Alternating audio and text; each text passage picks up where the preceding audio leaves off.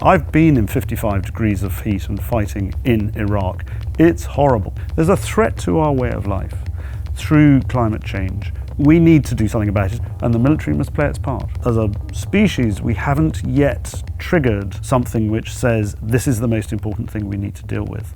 It affects our children.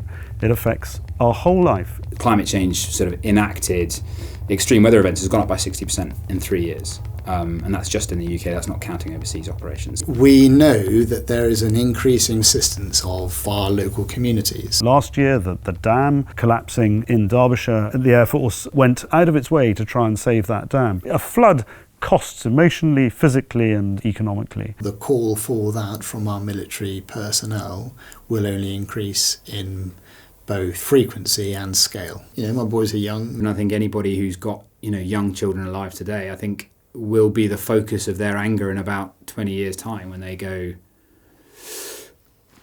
why didn't you do something? I have a couple of boys and I want to give them the best possible life. I think there are myriad ways that we can show good environmental leadership. The National Audit Office reckoned our emissions, and its public record, was about 3.2 million tonnes of greenhouse gases a year. I think I can get that down to zero by 2050. I want to start with the estate, trying to make the estate as net zero as we possibly can, and ultimately try and make it a net sequester and energy provider. From now on, every single piece of equipment that we buy, one question that has to be answered is what is the impact of this piece of equipment on the environment, and what could we do to make it better? We must do everything we possibly can to become as green as possible without damaging our operational capability. And I would argue that actually some of the things we're doing will enhance our operational capability rather than reduce it. I'm fiercely proud of the armed forces. I think they're fantastic people.